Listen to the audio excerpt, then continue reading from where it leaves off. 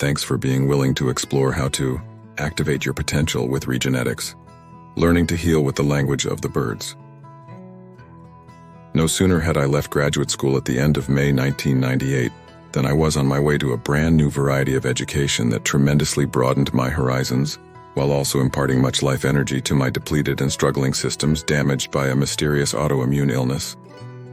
Qigong is an ancient technique of energy healing related to Tai Chi. I'd been put in contact with a gifted Qigong teacher, an American also in his early 30s who, several years previously, had traveled to China to study this venerable art to cure his extreme chronic fatigue syndrome. I did not travel to China, but after the yard sale of yard sales, I crammed my scant belongings into my car and spent 2 days driving nearly 24 hours from the East Coast to New Mexico, where my Qigong teacher taught a popular class attended by as many as 100 students 3 times a week at dawn.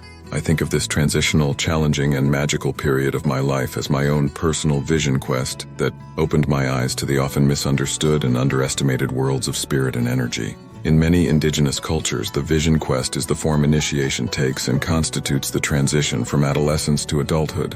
When the initiate is old enough for vision questing, he or she typically spends several days or weeks alone in nature, often while fasting. Eventually, a particular animal, sometimes called the totem animal or animal medicine, visits the initiate in a dream, vision, or, more rarely, waking state. The appearance of the totem animal embodying a specific spiritual power indicates the individual's innate calling, which after returning to the tribe, the newly initiated young person pursues following a time of apprenticeship. Curiously, I did not realize, at least consciously, that I was on any kind of vision quest. To be honest, I did not even know what a vision quest was. I was simply living like a hermit in the windy, sage-covered high desert, eating the few foods my ravaged immune and digestive systems could tolerate, and practicing Qigong often half the day because I intuitively felt I had to in order to survive. Certainly, I had no awareness of being a shaman in training. Anyone who has ever regularly spent half an hour hugging the tree, the primary practice in medical Qigong, knows 2 things. For starters, an enormous amount of bioenergy is pooled by maintaining this oddly difficult position between standing and squatting, arms loosely draped around an invisible trunk, eyes remaining calmly unfocused on nothing in particular. The first time I experienced this powerful energy, it literally knocked me on my rear. I lay on the ground outside my rental panting for 30 minutes as waves of electric heat like cosmic hot flashes shook my body again and again. This was the energy I ultimately used to strengthen myself enough to go on with my life. But I needed an entire summer of practice just to be able to accommodate it gracefully. The second observation made by serious tree huggers is that in that meditative state where you're supposed to think about nothing, sometimes you successfully empty your head, but more often you think about anything and everything. Such was my case at first, but then an odd thing started to happen. Every time I hugged the tree and aligned myself with the flow of spiritual energy, I thought of crows. Ever since I was a kid, strangely, I had felt a strong affinity for crows, learning to imitate their caws and always appreciating their presence. But now, whenever I did Qigong, crows were all I could think about. Not just that, crows started to appear everywhere in my life. They circled raucously around me as I hugged the tree under the autumnal sky and perched beside me on my porch as I sipped herbal tea and wrote in my journal. Crow statues seemed to appear like weeds, suddenly and uncontrollably, all over my quaint little New Mexican town. Almost every night I dreamed of crows. I realized I was into the music of the counting crows, and when I started dabbling with watercolors, for the longest time, crows were all I wanted to paint. A fellow student in my Qigong class, overhearing me describe my weird fascination with crows, was kind enough to loan me a copy of Medicine Cards, The Discovery of Power Through the Ways of Animals. Turning to the section on crow medicine, I learned that in many native wisdom traditions, crow is the totem animal or medicine that knows the unknowable mysteries of creation, guards holy texts, and upholds the sacred laws of being.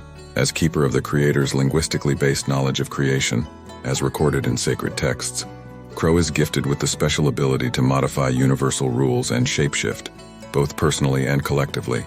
In other words, crow's innate talent involves knowing how to manifest new ways of living and being. When shortly thereafter I was prompted intuitively to read a magazine article featuring a crow graphic on vision questing, I realized in an epiphany that for months I had been receiving visits from my totem animal. Apparently, crow was trying to tell me through its repeated cawing that my calling involved recalling that I knew something important about creation, holy texts, and sacred law. Humorously, I visualized myself as a phoenix crow hybrid, a jet black bird engulfed in indigo flames, hugging the tree with my wings alight as I stood pooling chi in the middle of my ashes. I actually painted a little watercolor close to this description. The only problem was, while the phoenix imagery was crystal clear, it was years before I was able to grasp the meaning of the crow part of the picture. But eventually, as I came to fathom the true nature of DNA, which you will not find in biology textbooks, while developing potentiation, I understood why crow had come to me so insistently.